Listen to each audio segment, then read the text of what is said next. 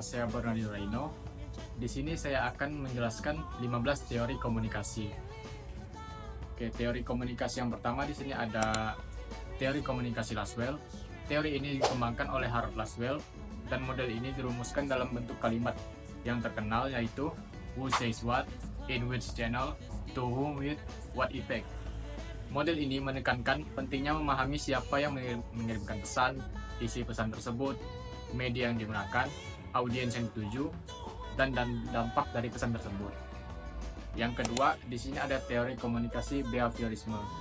Teori ini berakar pada psikologi behaviorisme yang dipelopori oleh John Brodus Watson. Behaviorisme berfokus pada hubungan antara stimulus dan respon, yang menekankan bahwa perilaku manusia dapat diprediksi berdasarkan rangsangan yang diterima dari lingkungan. Yang ketiga ada teori humanisme. Teori ini dikemukakan oleh Abraham Maslow yang menekankan pentingnya hubungan antara manusia dan tanggung jawab bersama dalam komunikasi. Humanisme berfokus pada nilai-nilai kemanusiaan, empati, dan interaksi sosial yang sehat. Yang keempat di sini ada teori agenda setting.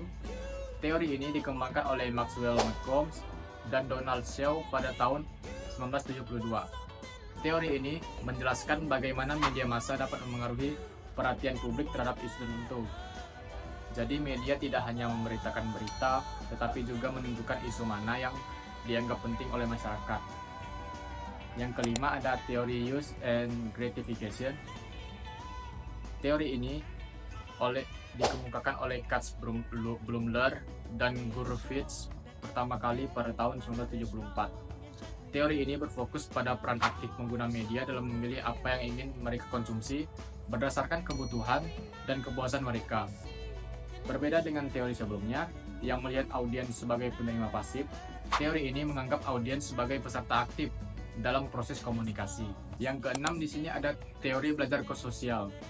Teori ini dikembangkan oleh Albert Bandura yang menekankan bahwa perilaku manusia dipelajari melalui pengamatan dan interaksi sosial.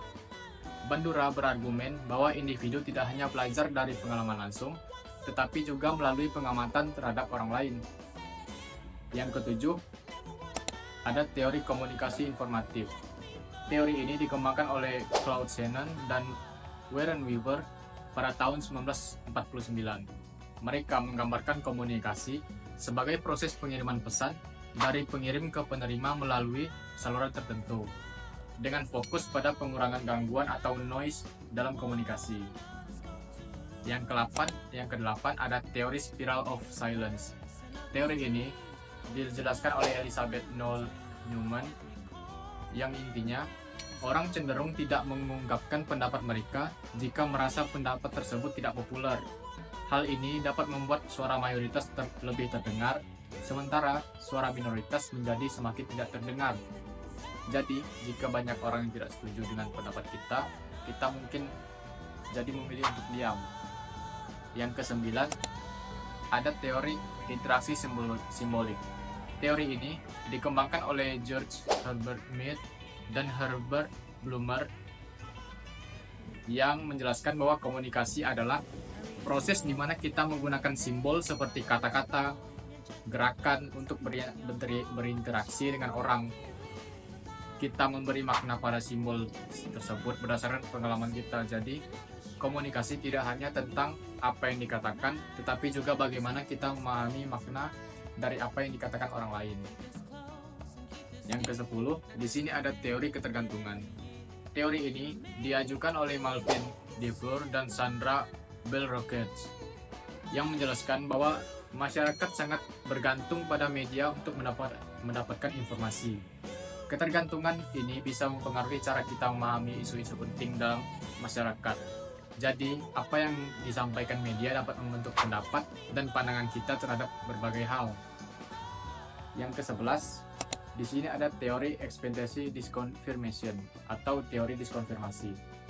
Teori ini dikembangkan Richard Oliver pada tahun 1980 yang menjelaskan bagaimana kepuasan atau ketidakpuasan konsumen terbentuk berdasarkan perbandingan antara harapan sebelum pembelian atau kinerja produk atau layanan setelah digunakan. Yang ke-12, di sini ada teori konstruksi sosial. Teori ini menjelaskan bahwa realitas sosial dibentuk melalui interaksi dan komunikasi antara individu. Teori ini dikenalkan oleh Peter Berger dan Thomas Luhmann. Teori ini menyatakan bahwa cara kita memahami dunia dipengaruhi oleh budaya dan lingkungan sosial kita. Jadi, pandangan kita terhadap sesuatu bisa berbeda tergantung pada pengalaman dan konteks sosial kita. Yang ke-13, di sini ada teori komunikasi massa. Teori ini berfokus pada bagaimana media massa seperti televisi, radio, dan internet mempengaruhi masyarakat. Media massa menyampaikan informasi kepada banyak orang sekaligus dan dapat membentuk opini publik. Misalnya, berita yang disiarkan di televisi dapat mempengaruhi cara orang berpikir tentang isu tertentu. Teori ini membantu kita memahami kekuatan media dalam membentuk pandangan masyarakat. Yang ke-14, di sini ada teori komunikasi dua arah. Teori ini menekankan pentingnya komunikasi yang berlangsung dua arah, bukan hanya satu arah. Dalam komunikasi dua arah, baik pengirim maupun penerima, pesan saling berinteraksi dan memberikan umpan balik. Ini membantu memastikan bahwa pesan yang disampaikan dipahami dengan baik. Contohnya adalah percakapan antara teman, di mana keduanya saling mendengarkan dan merespon. Oke, yang terakhir di sini ada teori pertukaran sosial. Teori ini menjelaskan bahwa interaksi sosial kita didasarkan pada pertukaran manfaat. Dikenalkan oleh George Hummel, teori ini menyatakan bahwa kita cenderung berkomunikasi dengan orang lain untuk mendapatkan sesuatu yang kita anggap berharga, seperti dukungan, informasi, atau persahabatan. Jadi, kita selalu mempertimbangkan biaya dan manfaat dalam hubungan kita. Oke, sekian dari saya. Terima kasih.